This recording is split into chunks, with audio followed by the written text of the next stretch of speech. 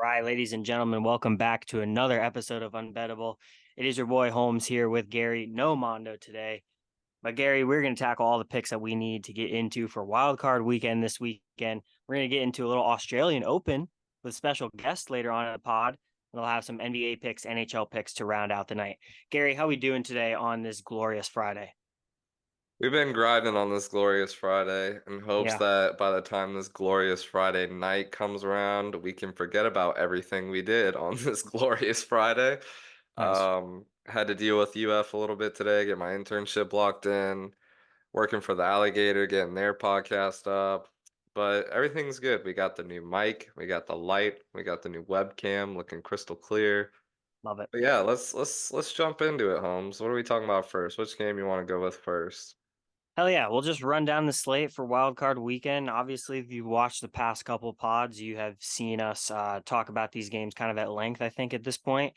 And we just made money line predictions for brackets that we had for each of us for the pod last week. So this week we're going to give out the bets that we like the most in this game. And tail, fade, do whatever you want with these, but this is what we're liking in these games. We'll start out with the Browns and the Texans. That is tomorrow at 4:30, the first game of the six of the weekend. Cleveland is currently favored by 2 on the road. Total is 44.5. Gary, what do you like in this game? What are you taking here?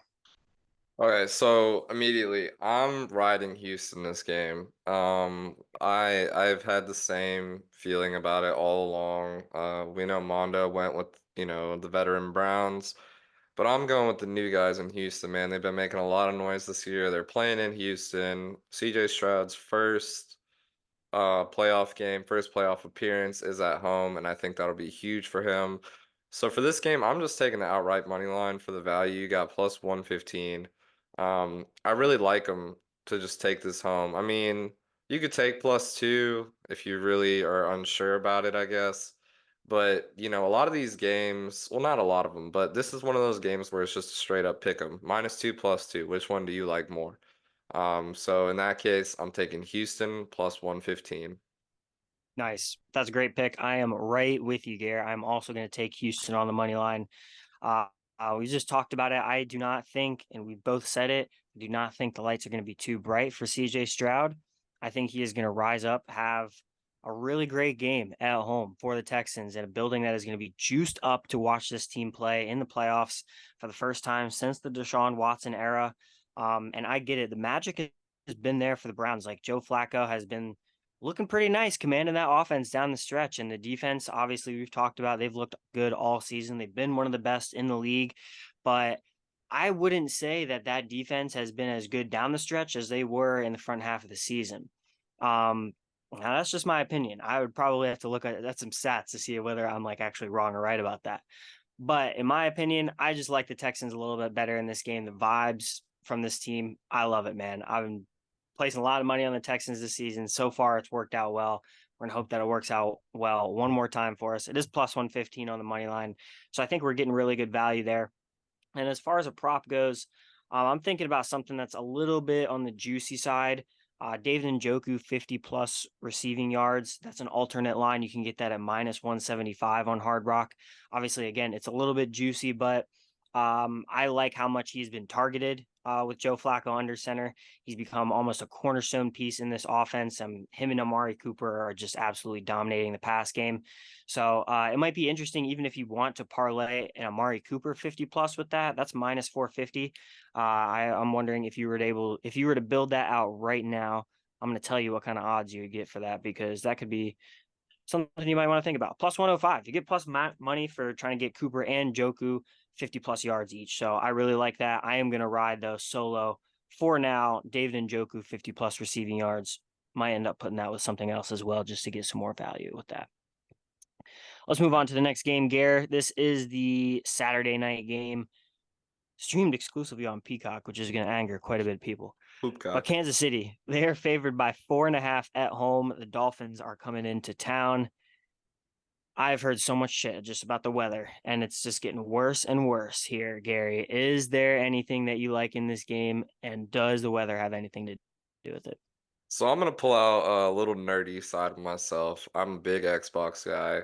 And I play with this group of guys who are actually from Kansas City. And I was talking to them about the game. I've actually inspired a couple of them to start sports betting, whether that's a good or bad thing, you can decide. But they are telling me that not only is it going to be 0 degrees, but it's supposed to be -32 with the wind chill. Jesus Negative Christ. 32 degrees, bro. Like I I I don't even want to think about what that feels like. Yeah. And honestly, I'm surprised like with the weather being as cold as it is that they are letting these guys come out and play, that they haven't rescheduled this game. Like that is nuts. Like I feel like that is not good for anybody to be outside in for that long, Mhm. especially running around and shit. So for this game, I think I'm gonna go with the under 43 and a half. I feel like these players are gonna be stiff. I feel like, hits are gonna sting a little bit more because you're cold as it is.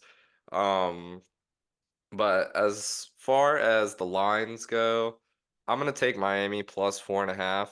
I have faith that Miami is gonna keep this game close. I just feel like they're simply the better team when compared to Kansas City. So my two bets for this game are going to be Miami plus 4.5 and then under 43.5. Very fair, very fair. Gare, I'm with you once again.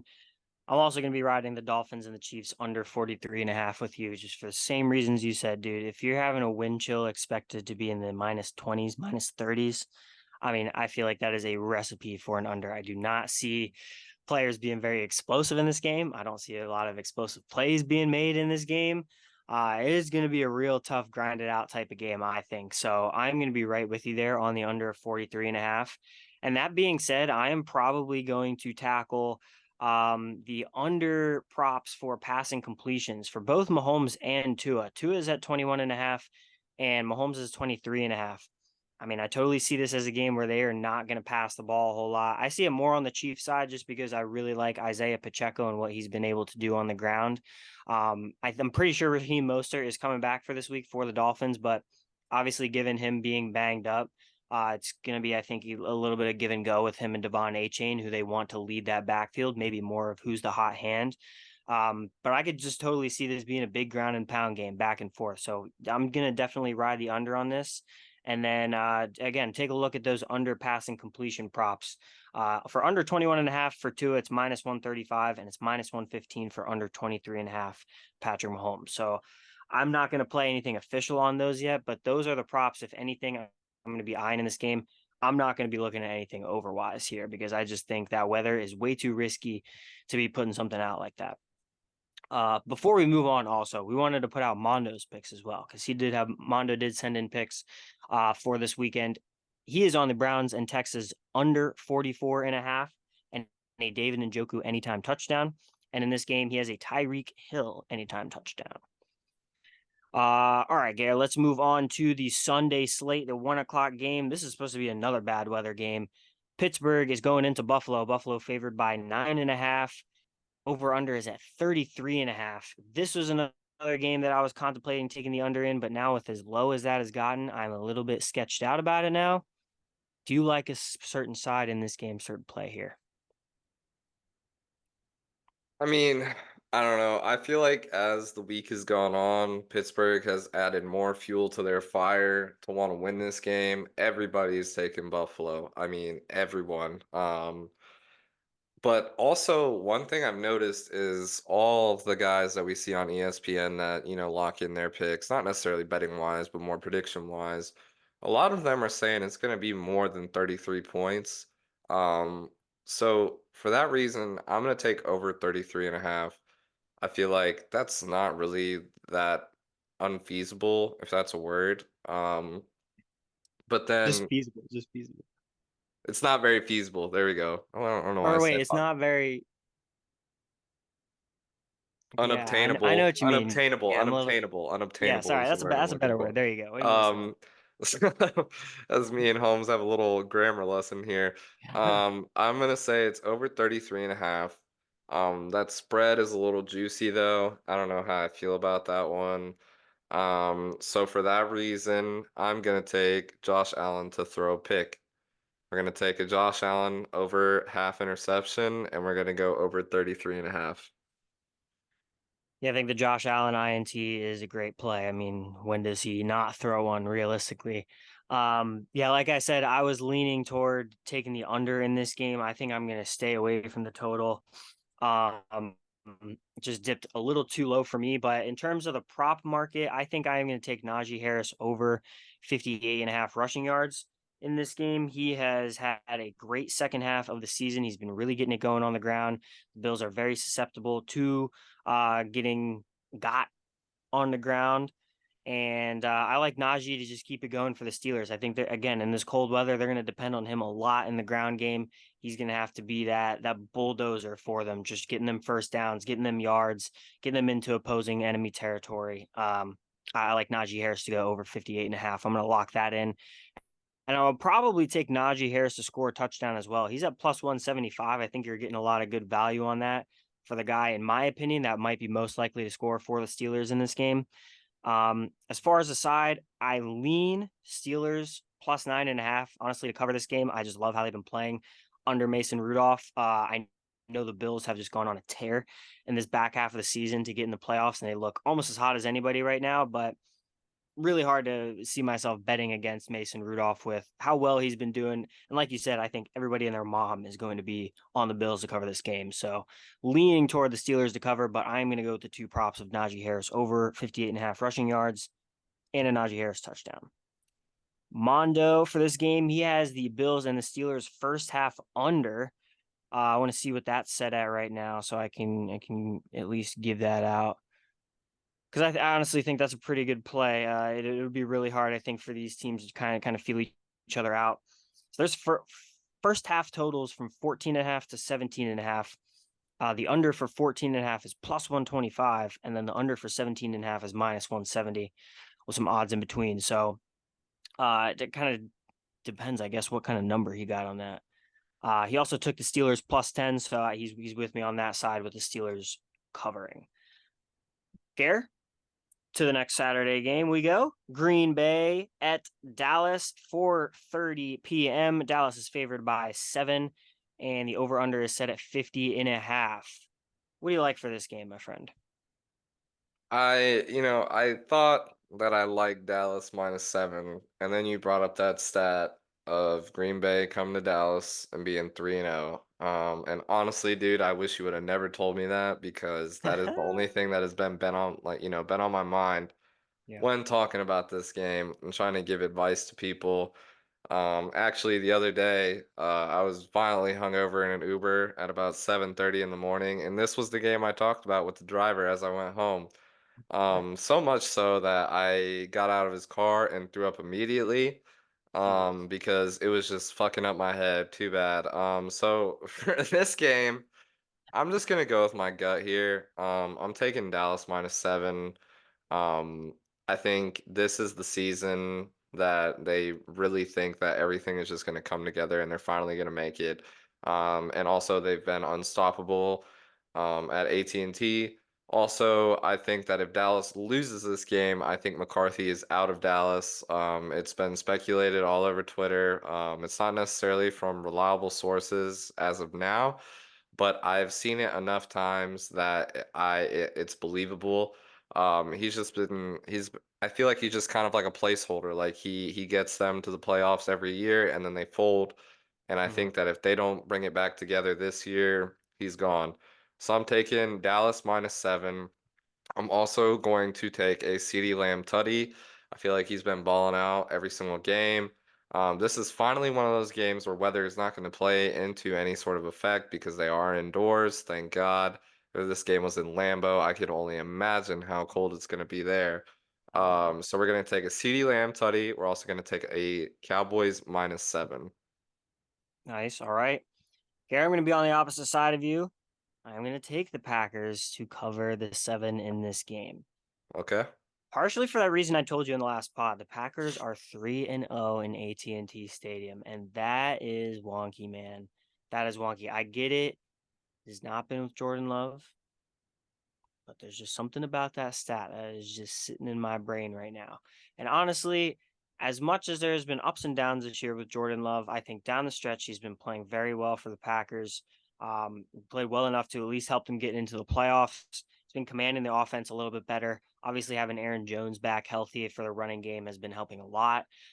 He's just started to get what was that kid's name? Jalen Reed, I think.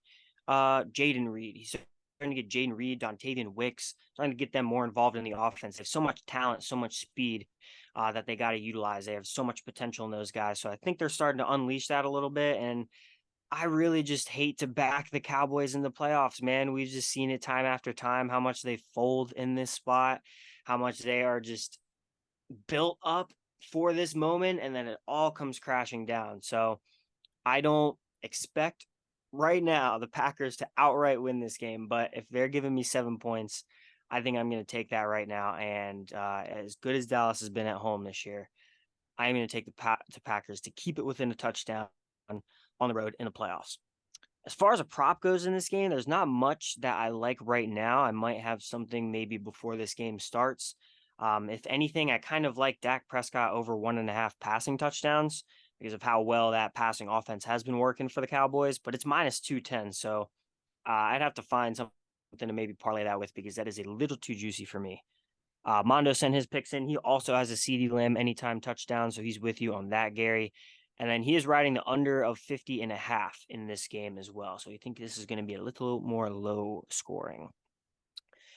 On to the last Saturday game, the nightcap. Detroit is favored by 3 at home against the Rams. Matt Stafford back in Detroit in this playoff matchup is going to be absolutely crazy. Over under is 51.5. I'm going to start out by saying right now, I'm going to take the over of 51.5 in this game.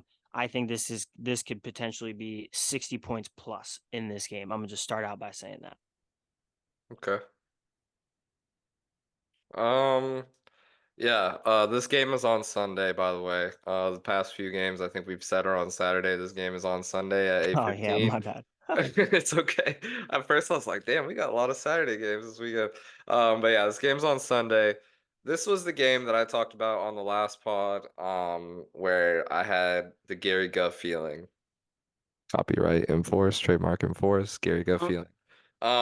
Gary, the Gary Gut feeling, for this game is telling me Rams. Wow. I don't know why. You could call me an idiot. You could call me any other word that is a synonym of idiot.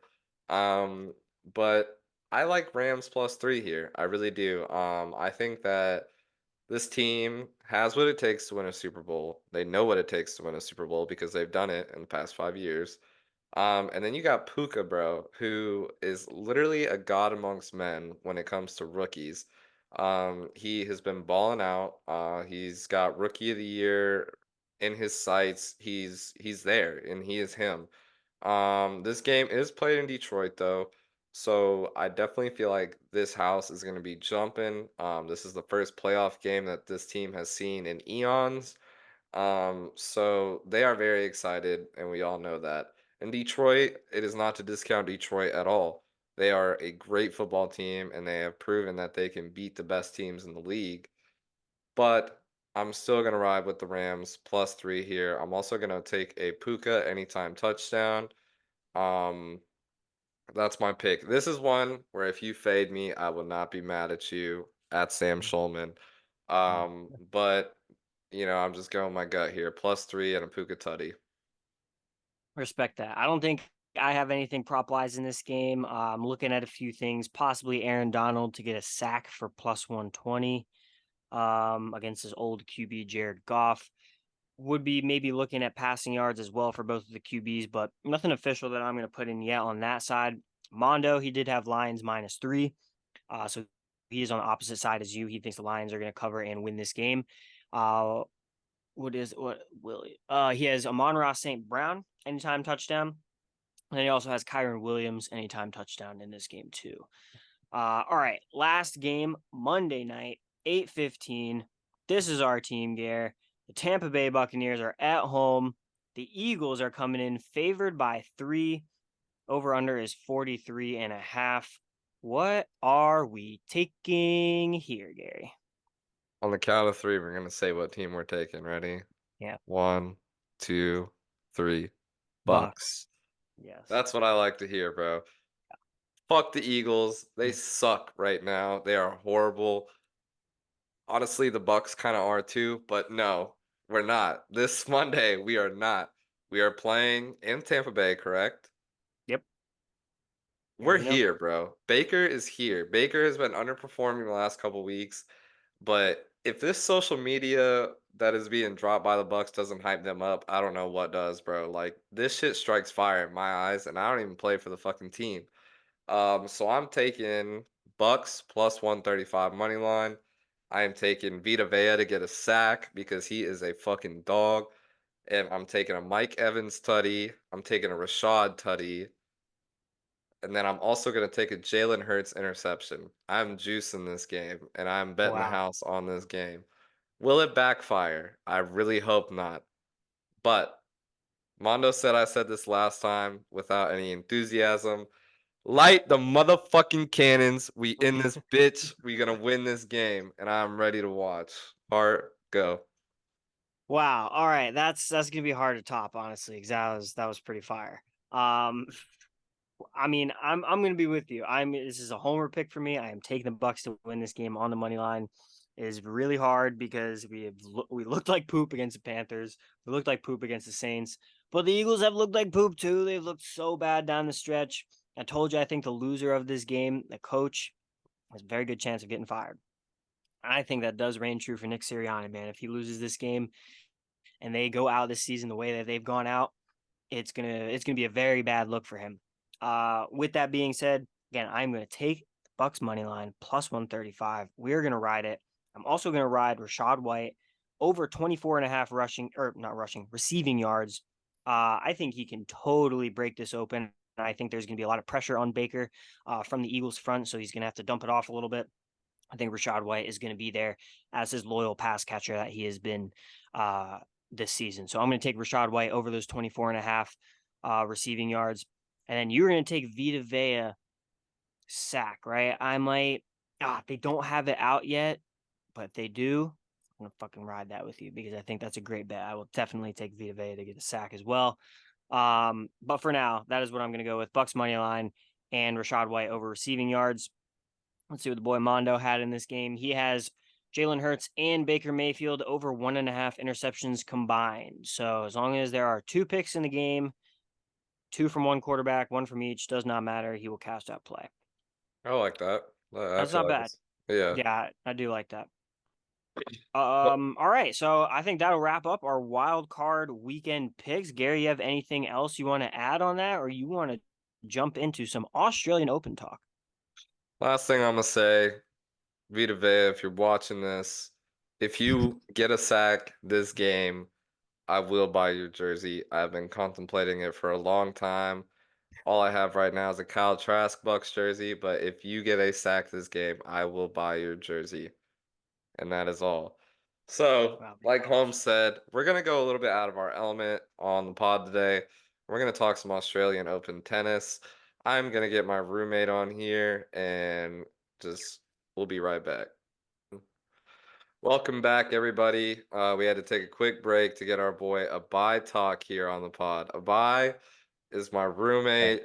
Him and I have some history. When he was joining our fraternity, he made fun of me for what I was eating, and ever since then we've been homies, and now we live together, and I'm happy to call him my roommate.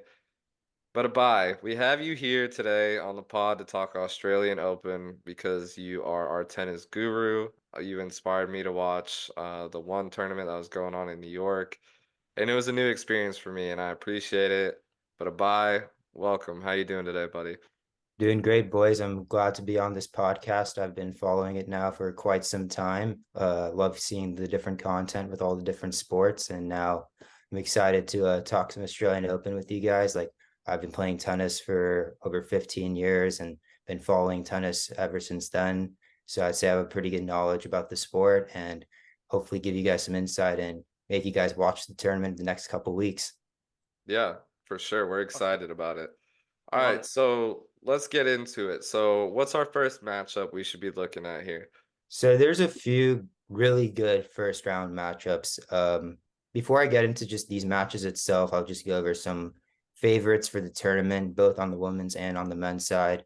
So on the men's side, definitely the heavy favorite is Novak Djokovic. I'm a diehard Djokovic fan myself. I have been since I was 7 years old, and he's won this tournament now 10 times. So yeah, he's going to be definitely the one to beat at the Australian Open. He's also got the most experience. He's won 3 of the past 4 majors in 2023. But there's some other young guns that are really going to be putting their foot at the Australian Open as well. Number one is going to be Carlos Alcaraz. He's probably the second favorite to win the tournament. He beat Djokovic actually at Wimbledon last year, which was a big turning point for the sport, as he's only 20 years old. And the fact that he won Wimbledon last year and the US Open the year before is definitely something to be really looking forward to, just as tennis fans in general. And another one is Yannick Sinner. He's a young Italian, and he's been in really good form recently. He just won the Davis Cup with Italy. He beat Djokovic actually in the Davis Cup. So he also had some really good results. He made the semis at Wimbledon, and he had a really good showing at the World Tour Finals in Turin last year. So he's definitely one to be looking forward as well. As well as on the women's side, 3 favorites are going to be Iga Swiatek, Arina Sabalenka, and Coco Gauff.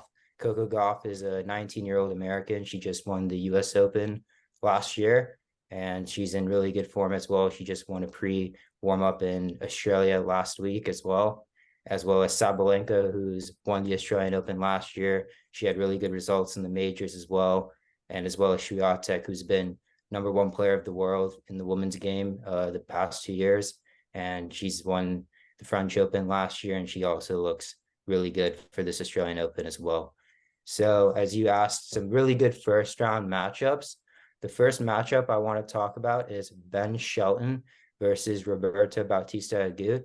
So as we all are Gators. Ben Shelton was actually a Gator. He played on the men's US men's Gators team in the last couple of years, and then turned pro last year. And he had his first full year on tour, in which he made the quarterfinals at the Australian Open, and he made the semifinals at the US Open. So he's got a really tough first round matchup though against an experienced veteran in Bautista Agut. So that is one match to really look forward to. I'm really excited about that one. Another one is Felix Auger-Aliassime versus Dominic Thiem. These two are both very experienced players. They both have had really deep runs in slams, but they both aren't in the greatest of form. They've really struggled with form, especially in 2023. So it's going to be an interesting matchup to see how these two guys who have been at the top of the game in the past like 4 or 5 years, and that have really dipped in form. And this is just going to be a really like pivotal first round matchup for both of their seasons this upcoming year. Another one is going to be Stefanos Tsitsipas, the #7 seed. He made the finals of the Australian Open last year, and he's playing Matteo Berrettini, who's a pretty power hitter Italian. He's made deep runs in slams a couple of years ago, but he struggled a lot with injury in the past year or so. So he dipped pretty low in the rankings outside the top 100 or so, which is why this matchup is going to be really interesting to see if these guys, if Berrettini especially, can pick up some form and really make a really good match against Tsitsipas, who's been in the top 10, top 5 for the past few years. And the last one I want to talk about on the men's side is Francis Tiafoe versus Borna Coric. These two players are around the same age. Both have had their ups and downs with form. I'd say Francis Tiafoe right now is more informed than Coric, just because he's been making deeper runs in slams and Masters 1000s as well. And he's one really passionate player on court. He wants to win and puts his heart out for every single point he plays. And Coric, he's also had really good runs at Masters 1000s. He's been up and down in the rankings, but these two players are pretty much in the same generation, and it's going to be a really good first round matchup between these two guys. And last thing, yes, Rafa Nadal was about to make his return at the Australian Open this year, but unfortunate, he sustained an injury last week in Brisbane, so he won't be playing. But I'm excited to see these matches in the Australian Open this coming year. Nice. Yeah. A lot of names I've never heard of. and a lot of names that I probably couldn't pronounce even if I tried 100 times. But like one question I guess I have for you is, well, I guess I have two questions. First question is more or less, when you say inform, what do you mean by that? So inform is pretty much like in their results in the past 6 months to a year. So whether or not they've been playing, like going deep into tournaments, like especially in the slams and Masters 1000s, which the Masters 1000s are tournaments that are just below slams. Slams are the biggest tournaments. Masters 1000s are the second biggest. So Okay. pretty much it's just more like the performance in these tournaments in the past year or so. Oh, So as I mentioned, like Tsitsipas has been playing pretty well in these tournaments. Same with Yannick Sinner and Carlos Alcaraz, like the younger guys. And obviously Djokovic has been killing these tournaments for the past 10, 15 years. So that's more what I mean by inform. okay. And excuse me. My second question to you is, who do you think on the men's and the women's side is going to win the Australian Open? Yeah, so as I mentioned earlier, I do think Djokovic is going to be the heavy favorite. I do think he'll defend his title at the Australian Open, win his 11th Australian Open. He's been the king of Melbourne for the past 15 years, has barely lost any matches out there, and he's always thrived in Melbourne for sure. And on the women's side, I'm not as like into like watching the women's side just as much, but as much as I've seen recently, I do think Coco Gauff or Arina Sabalenka, those two are the two to beat, because Coco is coming off really good form, especially from her U.S. Open win. She beat Sabalenka there specifically, but in the women's game, it's always like very, I don't know.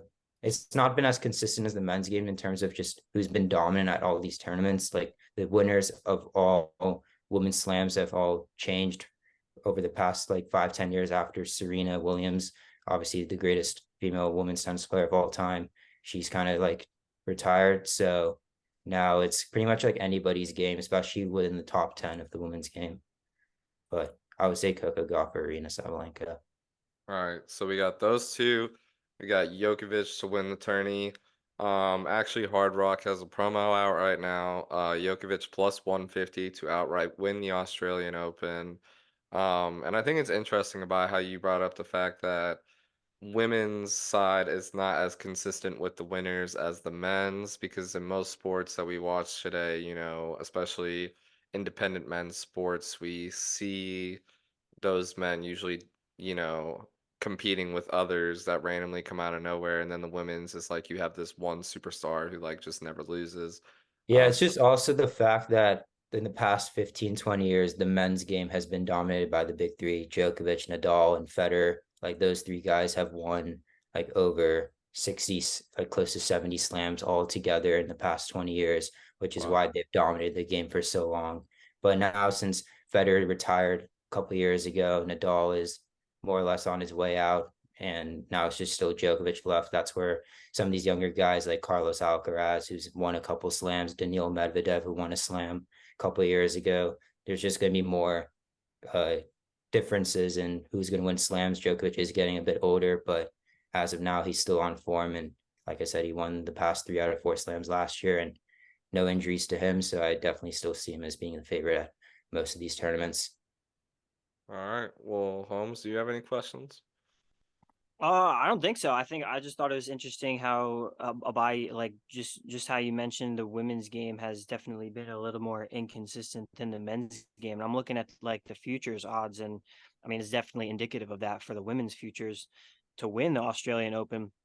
You got ES Swiatek as the favorite at plus 225, but then you have Sabalenka 425, Rybakina plus 475, Yeah, Coco Gauff plus 550. Like those are all so close together. They really do exactly. not know who's going to do it. And then on the men's side, I mean, you have Djokovic plus 105, clear favorite, and then Mhm. right behind him, Alcaraz at plus 350. I mean, that's like after that, it's plus 650 for Sinner. So it's the women's, just like you said, is so much like hard to Exactly. Because predict. like a lot of these, like especially in the top 10, these women in these women's tournaments, for example, like Swiatek, like she's been super good in most of these tournaments, but sometimes like top 5 seeds might lose in like the second or third round of these slams, which is Mhm. why like you see these inconsistencies because a lot of these women players like have won slams. Like I know Swiatek in her first round is playing Sophia Kenin, who's won a slam. I think won the Australian Open 3 or 4 years ago. So it's really like anybody's game, especially on the women's side. And That's awesome. That's The I was gonna Australian say. Open is considered a slam, right? Yeah, Mhm. so it's one of the 4 slams: Australian Open, French Open, Wimbledon, and the US Open. Okay, cool. Yeah, that's Well, fantastic insight. I was gonna say that's really good to know about whether you're contemplating betting women's men's side. Just those little intricacies. That's great to know. Yeah, it's definitely a more challenging betting on the women's side than men's for sure. Absolutely. all right. Well, that's all we have for tennis today. Abai, I'm gonna lead you off with one last pick you have to make. If you don't know this, Abai is a die-hard Magic fan. All right. Probably the biggest Magic fan I've ever met in my entire life. I I'll lift love my it. So hat to tonight, this. Abai, we have Go Magic. we have Orlando +2 against the Heat, which are at Oh -2. my God. Over under is at 219.5, and Magic money line is at +110. What are you thinking, Abai? So the Magic are dealing with a bunch of injuries. I know we've had like 8 players out in the past like 4 or 5 games. So I wouldn't say I would bet on the Magic, especially tonight. I know they're playing away in Miami as well. And I know a lot of my boys are Heat fans and I talk a lot of shit to them, but I'm gonna be a little bit realistic tonight and I wouldn't take the Magic to win tonight. Okay. All But right. I'll always support the Magic, day one diehard Magic fan, and I do expect us to make a run in the playoffs, hopefully in the next year or two. All right. Well, you God heard it damn it, I here from believe it. I believe it, god damn it. you heard Love it it. from Abai. Hard Rock currently has a promo out. Heat to win versus the Magic outright tonight is at +100. So if you would like to sprinkle some on that, I would not blame you. You just heard it from Abai, the man with the magic hat, that Yes, he sir. does not believe in the Magic tonight. So Abai, thank you so much for hopping on today, bro. Of It course. was great to have a new sport talked about. I actually learned a lot, like no bullshit. You heard how many Totally. questions I asked. Abai, anything else you want to leave us with? No, boys, thanks for having me again. If you guys ever want to hear more tennis inside, there's going to be a full season of tennis. It's just getting started with Australia, and then there's going to be some big tournaments in the US in the next couple months, as well as then the rest of the slams. So anytime you guys want me to give some more insight about the sport, I will always be happy to join. Of All right. Well, we appreciate you, Abai. Heart. course. All right. All right. See you, dude. Peace. Appreciate it. Bye. Thanks, man. Nice. What a Nice. great man. We love that. Great tennis insight from Abai, and we will certainly be having him back on the pod. No bullshit. I did learn a lot, just like you said, Garrett. Like, yeah, I mean, I did not. I'm not gonna bullshit you. I don't know shit about tennis. I don't bet on tennis. I don't watch tennis. I don't know a whole lot about it, but just hearing what he had to say right there about the men's, the women's sides, the different consistencies and inconsistencies, the favorites, who he likes in certain matchups, and then talking a little bit more in depth about form. That was great and very very insightful. So Abai, thank you so much for coming on. You will definitely be back to talk more tennis because you are the man. Facts. All So right. Gare, before we sign off today, maybe we should give out any NBA, NHL picks that we have for tonight. Put those out on the Twitter. What do you say? Yeah. I don't have too many, as always. But like Abai said, I'm going to be rocking with the Hard Rock Overdrive boost tonight, which is the Heat to win versus the Magic. Currently set at +100. Nice. Um, Looking through the rest of these matches, I like Denver -5.5 over the Pelicans. Um, wow, Memphis +8.5. Oh, well, they did just lose to Ja. No jaw. Damn, no Ja, on Ja. All right, well, that's it for me then. What do you think, Holmes?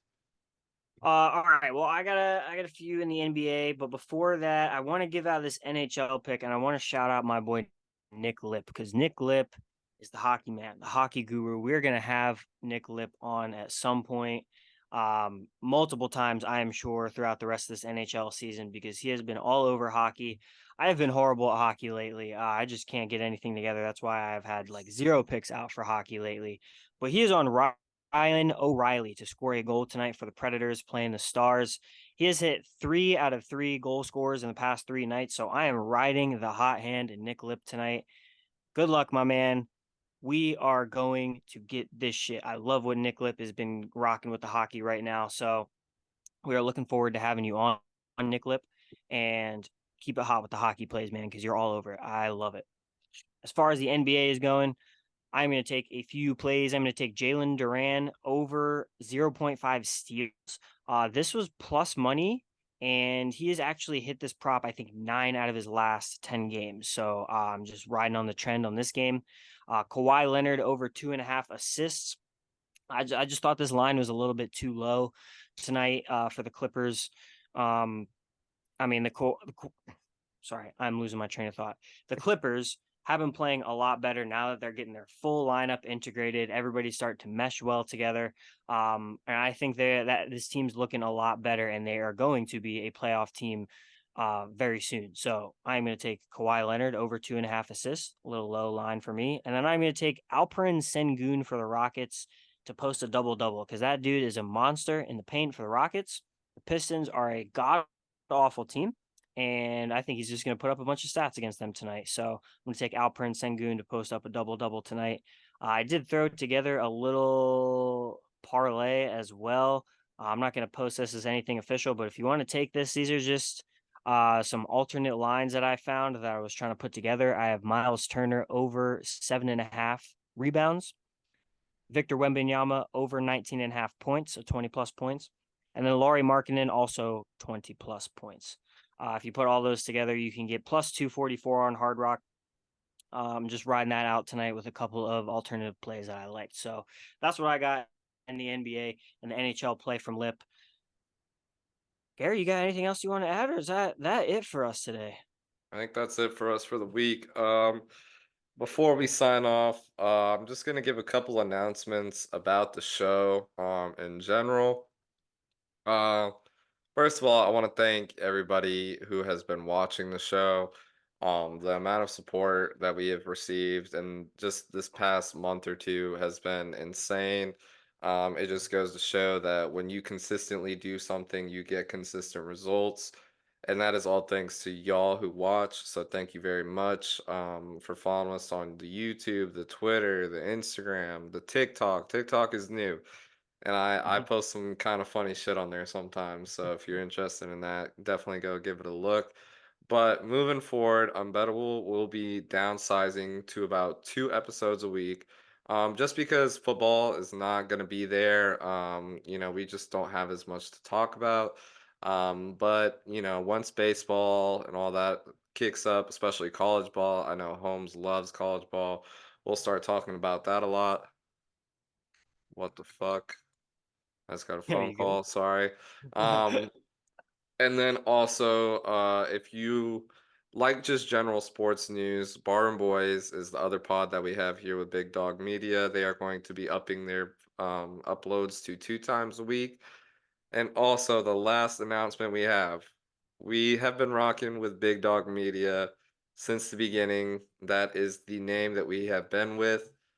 But next week, we will be getting a new name, a rebrand, focused on what we all know and love, the Gators. I'm not going to announce it yet because it's not really my place, but we have been working on it and it is finally done and it is here. And I am so excited to get that ugly ass bulldog off of the profile. So, Holmes, take us home, bro.